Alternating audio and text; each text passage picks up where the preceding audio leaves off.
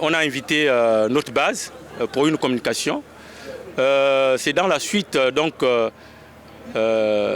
du préavis de grève qu'on a déposé. Depuis le 1er juillet, et le préavis s'est expiré aujourd'hui. Malheureusement, bon, on peut le dire comme ça, hein, c'est seulement aujourd'hui que la direction générale convoque les négociations.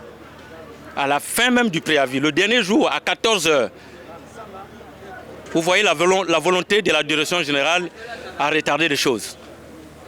Et dans notre préavis, il y a un préalable qui a plusieurs points à l'intérieur. Si ce préalable n'est pas réglé, mais les négociations ne vont pas se poursuivre. Il faut être clair, c'est la loi qui le dit. Il faut que la direction générale règle d'abord ce préalable et après on va se mettre à discuter sur le reste des points. Le salaire, on ne le négocie pas.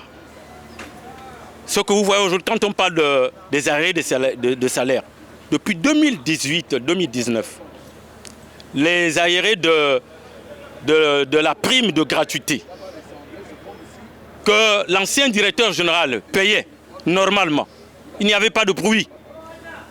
Mais depuis 2024, depuis janvier jusqu'à aujourd'hui, on ne paye plus cette prime de gratuité. Nous, sincèrement, on n'a pas de problème avec quelqu'un. Nous revendiquons ce qui nous revient de droit. Nous sommes à l'ère du CTRI. Nous faisons aussi les choses un peu parfois comme les militaires. On est disciplinés simplement.